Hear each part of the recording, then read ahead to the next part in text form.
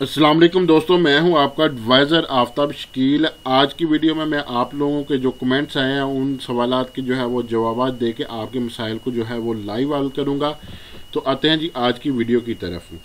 रियासत खान साहब कह रहे हैं जी सर R&N वाली वीडियो के कमेंट्स में खाना काश्त वाली ज़मीन के बारे में बात पूछी थी। आपका बहुत बहुत नवाजिश कि आप रिप्लाई करके मेरी इस्लाह कर रहे हैं। हमने जो ज़मीन ख़रीदी है वो ज़मीन ABCD मालकान की मुश्तरका नंबरात खसरा जात थी, लेकिन उस पर मालक A का कब्ज़ा था जिसने आज से 50 साल पहले खाना काश से बै फरोख्त कर दी थी। अब तीसरी बार बिकती हुई हमने ख़रीद ली है, लेकिन खाना मलकियत में मालक BCD के नाम मौजूद हैं, जबकि सब मालकान का रकबा बिक चुका है। थोड़ी सी शामलाट बाकी है। रिकॉर्ड राजी से उनके मलकियत कैसे ख़त्म कराई जाए। एक आदमी ने मशवरा दिया है कि मालकान से एक डील करके ज़मीन उनके नाम कर दो, फिर दोबारा मलकियत के साथ इंतकाल करवा लो उनसे डील के, तो मुझे दोबारा उनको कुछ पैसे देना पड़ेंगे। आपका क्या मशवरा है? रियासत भाई, इसमें दो चीज़ें हैं। एक चीज़ मैं आपको बता दूं कि पहले क्या होता था कि जो बंदे जो यानी लोगों के पास राइट्स था गवर्नमेंट की तरफ से कि वो अपनी ज़मीन खाना काश में से भी सेल कर सकते थे, खाना मलकियत में से भी सेल कर सकते थे। दोनों ऑप्शन थी। लेकिन अब आके जो है ना वो गवर्नमेंट ने इस पर पाबंदी लगा दी है। कुछ एरियाज़ में इस पर पाबंदी नहीं है, कुछ एरिया में DC ने पाबंदी लगाई हुई है। खाना काश वाली ज़मीन जो है ना वो सेल नहीं की जा सकती खाना काश में से। तो जो बंदा खाना काश में से ज़मीन सेल कर चुका है लेकिन उस खाना मलकियत में उसका नाम अभी भी बाकी है, तो वो खाना मलकियत में से ज़मीन सेल करना चाहता होगा तो वो कभी भी जो है ना वो खाना मलकियत में से ज़मीन सेल नहीं कर सकता। खाना काश में से उसने जिस बंदे को ज़मीन सेल की है वही बंदा जो है खाना काश में मालिक कंसीडर होगा और वही बंदा खाना मलकियत में मालिक कंसीडर होगा। तो अगर आप ये तो एक 100% श्योरिटी होगी कि अगर खाना काश में रकबा आपके नाम पर आ रहा है तो आप ही उसके मालिक हैं, चाहे खाना मलकियत में दूसरे बंदे का नाम आ रहा हो। होता क्या था कि जो बंदा खाना काश में से रकबा सेल कर गया है तो पटवारी को ये करना चाहिए था कि उसको खाना काश में से निकाल के खाना मलकियत में लेके आता, खाना मलकियत में जिस बंदे ने जगह खरीदी है उसका नाम डालता। लेकिन पटवारी ने लंबे चौड़े चक्रों से बचने के लिए उसको खाना काश्त में से भी सेल करके वहीं पर मुश्तरी का नाम जो है दर्ज कर दिया, खाना मलकियत में चेंज नहीं किया। अब जो आप ABCD कह रहे हैं ना, अगर उनका नाम खाना मलकियत में आ भी रहा है तो वो उस ज़मीन के वो मालिक नहीं है, उस ज़मीन के मालिक आप ही हैं, क्योंकि खाना काश में आप लोगों ने इसको परचेज़ की है। अब रही दूसरी बात कि किसी ने आपको मशवरा दिया है कि आप उनके साथ डील कर लें, डील करके आप रकबा उनके नाम पे वापस कन्वर्ट करवाएं तो वो फिर आपके नाम पे दोबारा कन्वर्ट करवा देंगे खाना मलकियत में से। अब उसमें दो चीज़ें हैं। अगर तो वो जो मालकान है वो ट्रस्टेबल हैं तो आपको लगता है कि 100% श्योरिटी कि वो बिला कोई जो है ना वो बिला कोई झिझक, बिला कोई जो है ना वो गड़बड़ पैदा किए आपके नाम पे रकबा करवा लेंगे, तो फिर आप अपनी तसल्ली के लिए इसको खाना मलकियत में से अपने नाम पे लगवा सकते हैं। अदरवाइज इसको कुछ छेड़ नहीं सकता आपके रकबे को। तो अगर आपको कोई 0% भी डाउट है ना उन पे, क्योंकि जब आपने रकबा लिया था वो रकबा चंद 100 रुपये में था, अब वो जो रकबा है वो चंद लाखों या करोड़ों रुपए में चला गया, तो जारी बात है जब आप उनके नाम पे वापस कन्वर्ट करवा देंगे वो तो मालिक बन जाएंगे। तो वो आप ना भी चाहते हुए आप उनके खिलाफ कानूनी कार्रवाई भी नहीं कर सकते, क्योंकि आपने अपने बयानात दे के उनके नाम पे जगह लगवाई होगी। उनके नाम जगह लगने के बाद अगर वो आपके नाम पे नहीं लगवाते तो फिर आप क्या करेंगे? इसलिए मेरा मशवरा आपसे यही है कि इसको आप जो है वो ना छेड़ें तो आपके लिए बेहतर होगा। अच्छा जी, राहत हमीद साहब कहते हैं अगर अदालत में हक शुफा का केस हो और जिसके खिलाफ केस हो वो अपनी जायदाद की विरासत करवा सकता है कि नहीं? हमारे ना माशरे में लोगों का ज़हन बना हुआ है कि विरासत जो है ना वो करवाना बिल्कुल आसान है। उन लोगों को ये नहीं पता कि विरासत होती कब है। विरासत मेरा भाई तब होती है जब कोई घर का सरबरा जो है, जिसके नाम पे ज़मीन थी, जगह थी, वो फोत हो जाता है, उसके बाद उसकी विरासत होती है, उसके बाद उसका रकबा जो है ना वो तकसीम किया, उसके बाद उसकी विरासत होती है, उसके बाद ही उसका रकबा जो है ना वो तकसीम किया जाता है। अगर आपके वालिद साहब जिंदा हैं, ठीक है, वो आपके नाम पे जगह लगवाना चाहते हैं, तो वो फिर आपको विरासत नहीं करेंगे। वो चाहते हैं कि आप, उनकी जो औलाद है, उनका जितना जितना हिस्सा बनता है मैं अपनी हयाती में दे दूँ, कल को ये आपस में लड़ते ना रहें। तो उसके लिए महकमा माल में होता है तमलीक का इंतकाल होता है, तो वो आपके नाम तमलीक का इंतकाल कर देंगे। लेकिन तमलीक के इंतकाल में ये होता है कि जब तक वो जिंदा है तब तक जो है ना वो उसका कब्जा आपको नहीं मिलेगा, ठीक है। जब वो फोत हो जाएंगे उसके बाद आपको उसका जो है ना वो कब्जा मिलेगा। उसके बाद आप जो है ना वो बाकायदा जो है ना ज़मीन पर काबज होकर उसके मालिक कंसीडर किए जाएंगे। इंतकाल पहले हो जाएगा, कब्जा उनके फोत होने के बाद मिलेगा। इसी तरह जो विरासत होती है, विरासत भी फोत होने के बाद ही होती है। तो तमलीक का बस ये फ़ायदा होता है कि वालिद अपनी हयाती में जो है ना बच्चों को दे देता है कि बच्चे अब बाद में झगड़े ना कि मैंने फ्रंट लेना है, मैंने बैक लेनी है, मैंने बैक नहीं लेनी, मैंने इतनी लेनी है। तो इन मसले मसाइल से बचने के लिए ना, अब रही अब हक शुफा की बात। अगर आपके वालिद साहब जगह सेल करना ही नहीं चाहते तो फिर हक शुफा किस चीज़ का? हक शुफा और इस्तकरार हक, ये दो चीज़ें होती हैं। हम लोगों के जहन में ना सिर्फ हक शुफा बैठा हुआ है, ये भी मैं आपको इसमें बता देता हूँ। इस्तकरार हक ये होता है कि आप जो है वो जगह सेल कर रहे हैं, सबसे पहले जो है शरी तौर पर, कानूनी तौर पर आपके जो हमसाए हैं उनका हक बनता है। आप उनसे पूछें ये मैं जगह सेल कर रहा हूँ, इतने की सेल कर रहा हूँ, क्या आपने लेनी है? अगर वो बंदा कह देता है ठीक है मैंने लेनी है, फिर आप जगह उसको सेल कर दें। अगर वो बंदा कहता है मैंने नहीं लेनी, फिर आप किसी को बाहर सेल कर सकते हैं, ठीक है। अब आपकी जगह, आपका हमसाया आपकी जगह लेना भी चाहता है लेकिन आप उसको नहीं देना चाह रहे, आप किसी तीसरे बंदे को देना चाह रहे हो, तो वो आपके खिलाफ जो है दावा इस्तकरार हक करेगा। हक शुफा क्या होता है कि आपकी जगह थी, आपने अपने हमसाये को बताए बगैर किसी तीसरे बंदे को सेल कर दी, ठीक है, यानी किसी तीसरे बंदे के नाम पे वो जगह लगवा दी। वो फिर हक शुफा का आपके ऊपर केस करेगा कि मेरा हक बनता था, इसने इस तीसरे बंदे को जगह सेल कर दी है, लिहाजा मेरा हक बनता है, तो ये जगह मुझे दिलवाई जाए। वो अदालत की तरफ से डिग्री लेगा। तो अगर आपके वालिद साहब जगह सेल करना ही नहीं चाह रहे, वो आपको विरासत में जो ना वो आपको तमलीक करना चाह रहे हैं, यानी जगह अपने बेटों के नाम पे लगवाना चाह रहे हैं, फिर तो किसी को हक ही हासिल नहीं है कि वो उस पर हक शुफा का केस करे। इसलिए हक शुफा का केस हो ही नहीं सकता। अगर किसी ने किया तो वो उसका खारिज हो जाएगा। तो इसके लिए आप परेशान ना हो।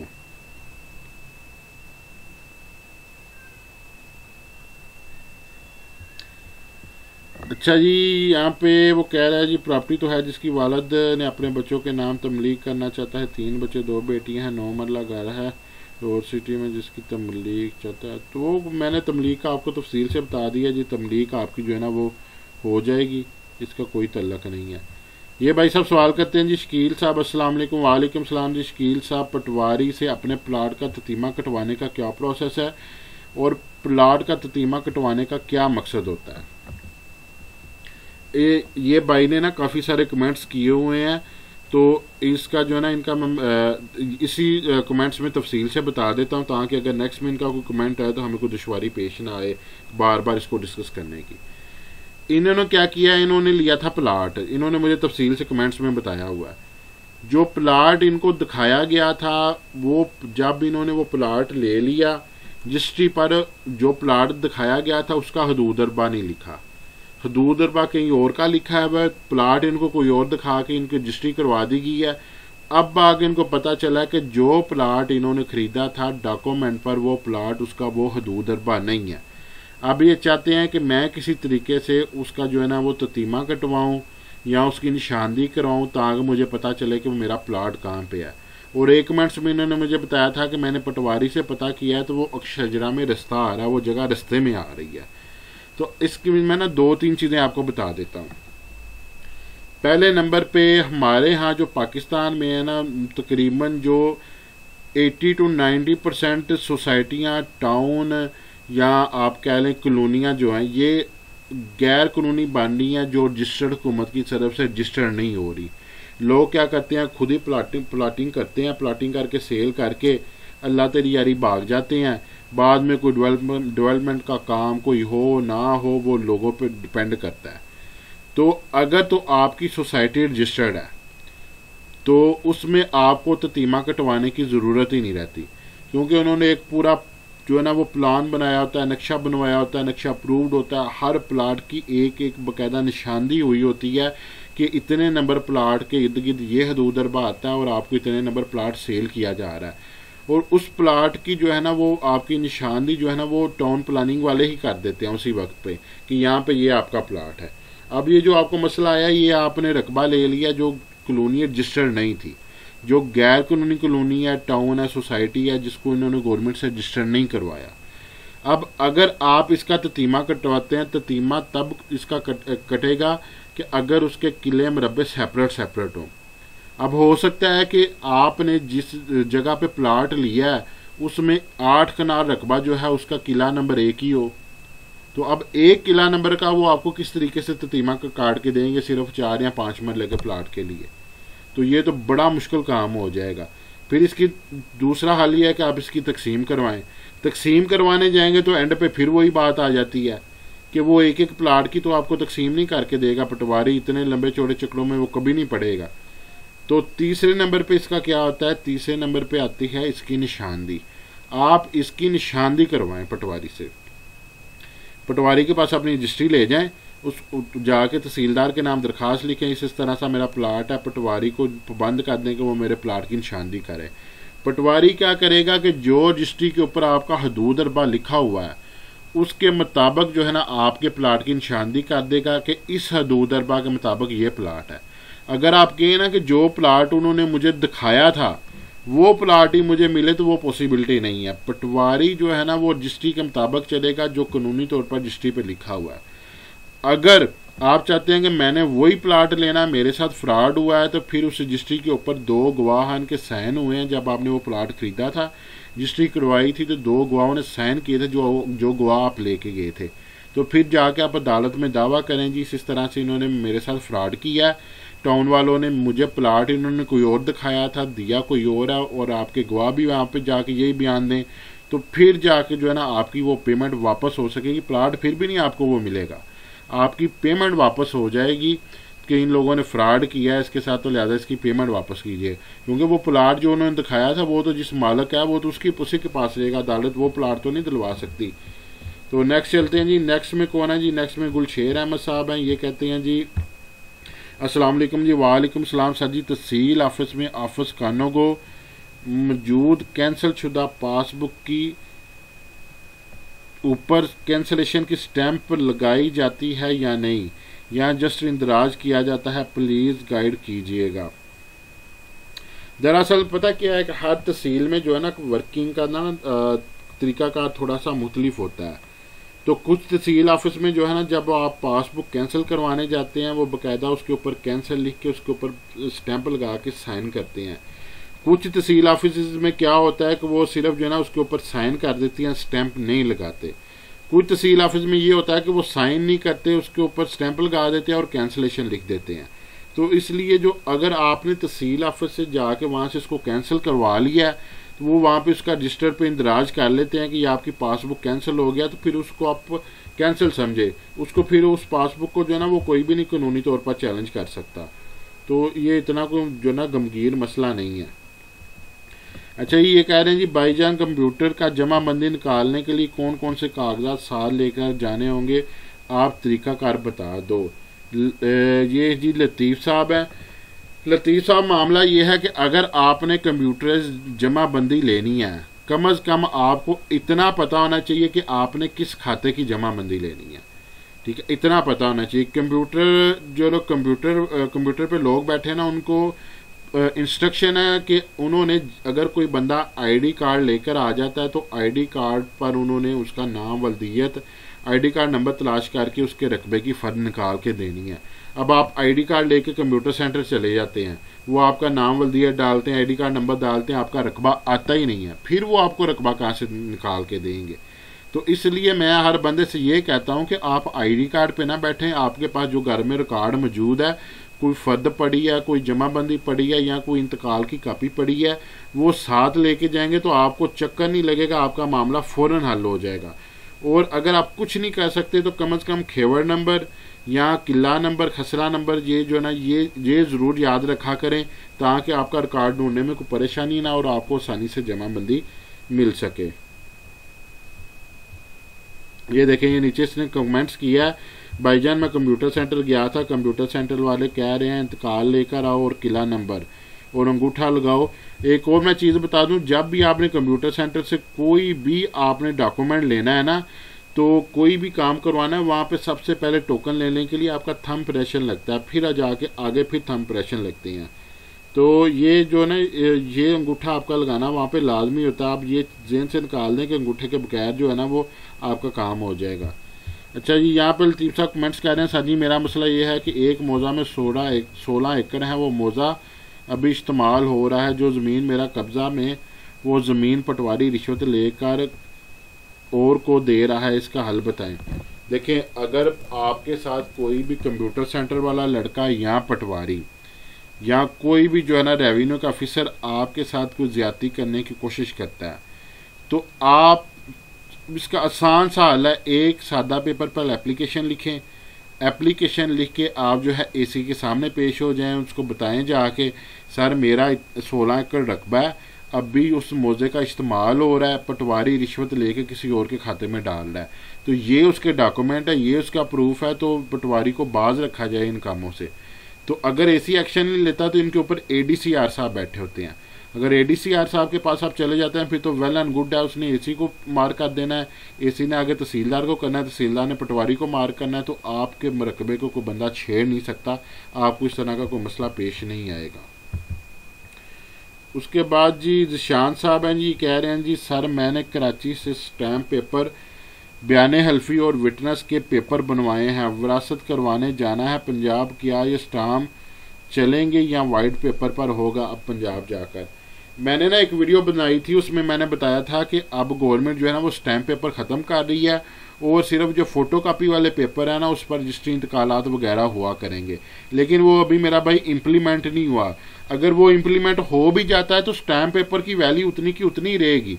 अगर किसी के पास स्टैम्प पेपर पड़े हुए हैं तो वो उनको इस्तेमाल कर सकता है। अगर वो सादा पेपर पर उसकी रजिस्ट्री इंतकाल करवाएगा तो उसने जितनी स्टैम्प पेपर की फ़ी है उसने वो जमा करवानी ही करवानी है। तो स्टाम्प पेपर अगर सादा पेपर हो भी जाए तो स्टाम्प पेपर की वैल्यू ख़त्म नहीं होगी, ये आपके चलते रहेंगे, इसके लिए आप परेशान ना हो, ये आपके ताहयात चलते रहेंगे। उसके बाद जी ये भाई साहब कह रहे हैं जी मैं पंजाब आऊँगा, आपकी टीचिंग फॉलो कर रहा हूँ, नेम करेक्शन और विरासत करवाने आया हूँ, आपके नंबर पर व्हाट्सएप करूँगा। जी ज़रूर, अगर कोई मसला हुआ तो कर दीजिएगा, अगर मैं फ्री हुआ तो मैं भाई को ज़रूर इंशाल्लाह जो है ना वो रिप्लाई करूँगा। ये फिर उसी भाई का मैसेज आ गया जिसका मैंने पीछे तफसील से बताया कि उसने प्लाट ख़रीदा था, उसको दिखाया कोई और तो दिया कोई और गया, ये सारा उसने ये मेरे साथ डिस्कस किया हुआ है, ये जो कमेंट्स जा रहे हैं जी। ये अली रज़ा साहब कह रहे हैं जी अस्सलाम वालेकुम सर, दादा अब्बू की डेथ हो चुकी है, उनके नाम पे जायदाद है, उससे आगे उनके बच्चों के नाम होनी है, उनके बच्चों में से 2 बच्चों की डेथ हुई है और डेथ हुई है और उनकी भी औलाद बाकी है, तो क्या प्रोसीजर है, कितना पैसे लगेगा। आपके दादा अबू फोत हो गए हैं तो उनकी जो विरासत होगी, उनकी विरासत उनके बेटा या कोई भी बेटी, जो भी जिंदा बेटा या बेटी है वो करवा सकती हैं। उसके बाद आपके अगर कुछ ताए चचों में से फोत हो गया और उनकी औलाद अभी है तो वो जो हिस्सा बनता है आपके ताए या चचे का बनता है वो उनकी औलाद को हिस्सा जाएगा। और इसकी जो फ़ी है वो सिर्फ 1000 रुपये फ़ी होती है। अगर आप जो है वो करवाएंगे इधर से राजी कार्ड सेंटर से, अगर आप पटवारी से करवाएंगे तो इसकी 300 रुपये फ़ी होती है। विरासत करवाने का प्रोसीजर क्या है कि ये मैंने वीडियो अपलोड की हुई है अपनी विरासत की, आप उर्दू में लिखेंगे विरासती इंतकाल, तो यानी यूट्यूब सर्च बार में उर्दू में लिखेंगे तो वो सबसे ऊपर मेरी वीडियो आ जाएगी, वो देख लो, उसके ऊपर सारा प्रोसीजर लिखा हुआ है। उसके बाद जी रियासत खान साहब कहते हैं जी सर हमने किसी तीसरे आदमी से, ये वही भाई आ गए हैं जिनका मैंने ऊपर तफसील से बताया कि इन्होंने खाना काश में से जो रकबा लिया था तो वो आगे मलकियत में जा रहा है, ठीक है। अच्छा जी, गुलशेर साहब जो है ना वो दुआएं दे रहे हैं जी, जज़ाकल्लाह जी गुलशेर साहब। अहमद नासिक साहब कह रहे हैं ज़बरदस्त जी। ये जो छोटे छोटे कमेंट्स हैं ना जिनमें लोगों ने मुझे अप्रिशिएट किया, मैं इनका शुक्रिया अदा करता हूँ, लेकिन वीडियो में मैं इतनी तफसील से नहीं जा सकता। अच्छा जी, यहाँ पे जी मिरबाज खां पूछ रहे हैं कंप्यूटराइज इंतकाल निकलवाने का तरीकाकार बताएं जी। कंप्यूटराइज इंतकाल निकलवाने का बड़ा आसान सा तरीकाकार है जी। आपने कंप्यूटर सेंटर जाना है, जाके वहाँ से टोकन लेना है। टोकन लेने के बाद जिस काउंटर पर आपकी बारी आएगी, आपने वहाँ पे अपना इंतकाल का नंबर अगर आपको याद है, वेल एंड गुड है, वो बता दें। अगर नहीं याद तो जिस नाम से इंतकाल हुआ है वो नाम वल्दियत बताएंगे तो आपको कंप्यूटर से इंतकाल निकाल देंगे। इसमें कोई मुश्किल वाली बात नहीं है। इम्तियाज़ अहमद साहब कह रहे हैं जी सर, ओरिजिनल रजिस्ट्री दिखाकर उसकी फ़ोटोकॉपी को सब रजिस्ट्रार या रिकॉर्ड रूम से टेस्टेड करवाया जा सकता है, प्लीज़ तरीका बता दें। जी बिल्कुल, अगर आपके पास ओरिजिनल रजिस्ट्री मौजूद है या आपकी ओरिजिनल रजिस्ट्री गुम हो गई है या आपकी ओरिजिनल रजिस्ट्री मिल नहीं रही, आपने क्या करना है, एक एप्लीकेशन लिखनी है रजिस्ट्री ब्रांच के नाम पे। उसमें लिखना है आपने कि मैंने जो ना रकबा फ़लाँ फ़लाँ बंदे से लिया था, उसका खेवड़ खतूनी खसरा नंबर ये है, उसकी मुझे सदका नकल चाहिए। वो एप्लीकेशन लिख कर ऊपर उसके ऊपर 1 या 2 रुपये की टिकट लगेगी। वो टिकट लगा कर आपने वो रजिस्ट्री ब्रांच में आपने अपनी एप्लीकेशन जमा करवानी है। वो आपको जो है ना उसी वक्त उसकी सदका कापी निकाल कर आपको जो है ना वो दे देंगे। उसकी कोई 50 रुपये या 100 रुपये फ़ी होती है, वो आपसे वो ले लेंगे। तो ये निकलवाना कोई मुश्किल काम नहीं है।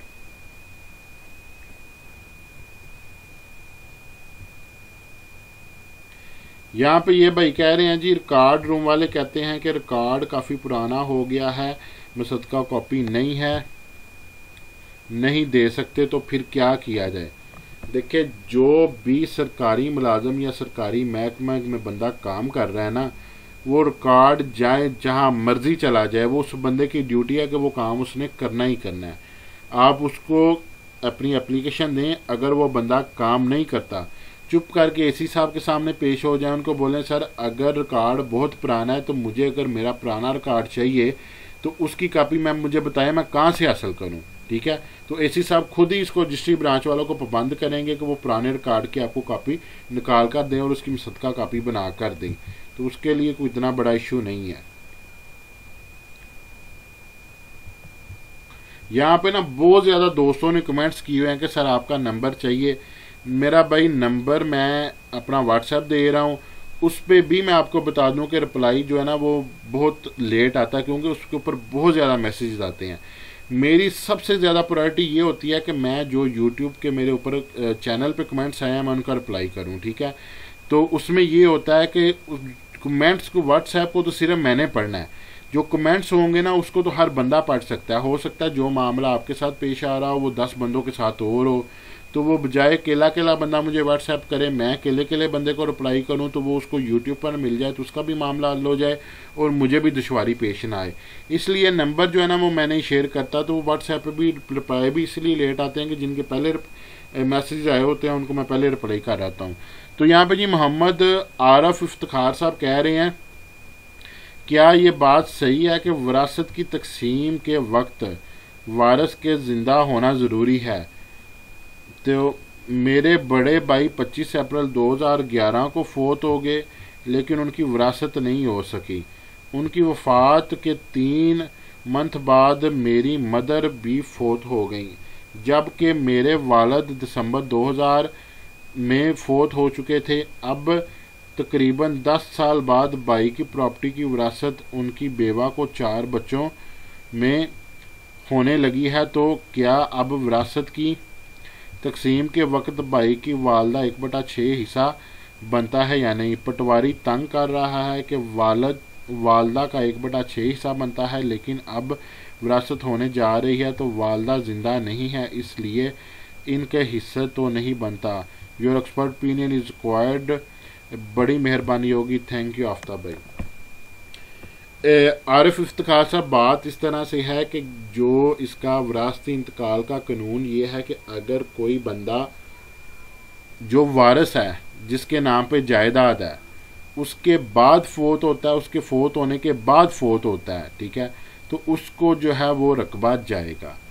तो दूसरा कानून उसका ये है कि अगर वो बंदा कुंवारा है और जिस बंदे के नाम जायदाद है उससे पहले वो फोत हो जाता है तो फिर उस बंदे को हिस्सा नहीं जाएगा। तीसरा ये है कि अगर कोई बंदा जिसके नाम पे जायदाद है वो फोत होता है लेकिन उससे पहले उसका भाई फोत हो जाता है, लेकिन उसके भाई के बच्चे हैं, तो फिर भी जो है ना वो उसको हिस्सा जाएगा। यानी जो उसका भाई उससे पहले फोत होया तो उसके बच्चों को फिर हिस्सा जाएगा, ठीक है, क्योंकि उसके आगे वारिस मौजूद है। तो आपकी वालदा की जो वफात है ना वो आपके भाई के बाद हुई है। अगर जब आपकी वालदा जिंदा थी तब आप विरासत करवाते तो फिर भी आपकी वालदा को हिस्सा जाना था। अब आपकी वालदा आपके भाई के फोत होने के बाद फोत हुई है, इसलिए उनका विरासत में से हिस्सा बनता है, तो उनको अब भी हिस्सा जाएगा।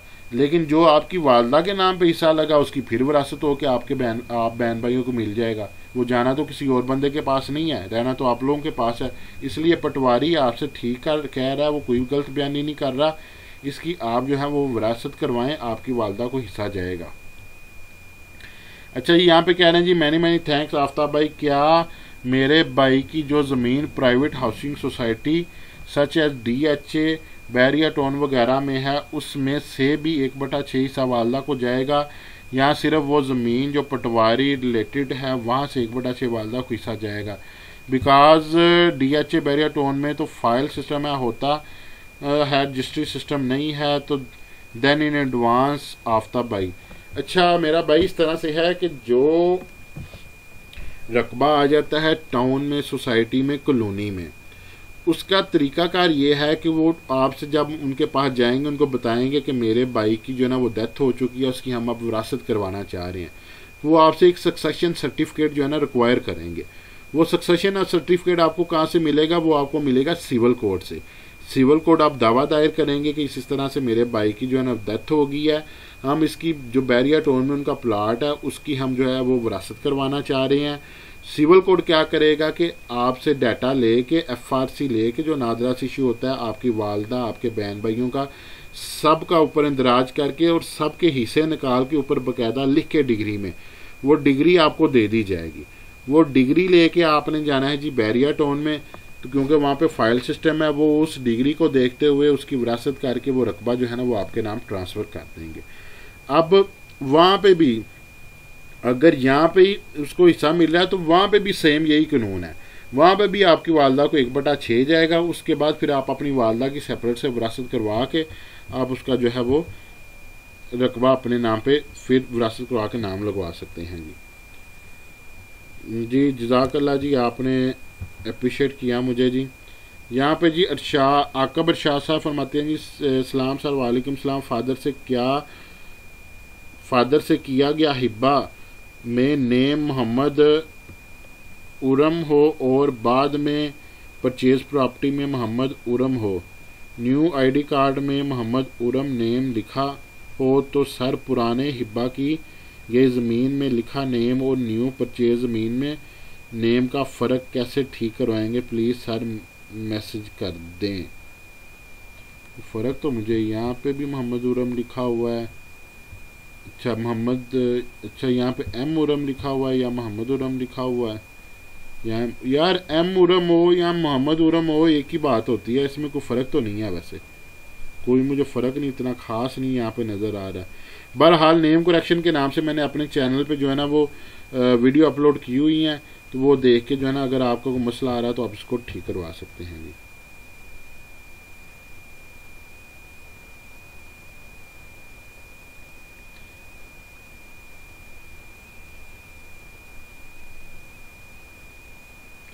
जज़ाकल्लाह जी, यहाँ पे भी ये दुआएं दे रहे हैं जी मुझे, जज़ाकल्लाह।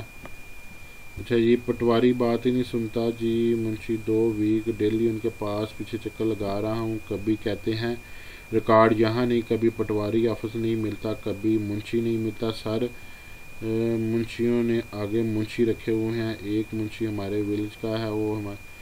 अच्छा जी, अगर मैंने पहले भी बताया, अगर कोई पटवारी या कोई मुंशी या कोई कंप्यूटर सेंटर वाला आपकी बात नहीं सुनता, वो आपको डिस्टर्ब कर रहा है, उसका आसान सा हल है, एक सादा पेपर पे एप्लीकेशन लिखे, एप्लीकेशन लिख के उस पटवारी मुंशी का नाम मेंशन करें और जाए एसी साहब के पास जाए, उनको बोलें जी मैं अपना रिकॉर्ड लेने जाता हूँ, ये बंदा मेरी बात ही नहीं सुनता, ये बंदा मुझसे ज़ुबान से नहीं कह रहा लेकिन तंग इस तरह से कर रहा है कि जैसे जो है ना मुझसे पैसों की डिमांड कर रहा है, तो मेहरबानी इस बंदे को पाबंद करें कि ये मेरा काम जो है ना वो जायज़ तरीके से करे, ना कि नाजायज़ तरीके से करे। तो वो एसी खुद ही इनको ना वो ठीक कर लेगा, ये कोई इतना बड़ा इशू नहीं है। हम लोग सिर्फ जाते नहीं हैं, सिर्फ हम लोग बातें करते हैं। अगर हम लोग अगर स्टेप लेना शुरू कर देना तो कोई मुश्किल नहीं है। Please mention whether the relevant law in for all Pakistan only in Punjab I belong to KPK।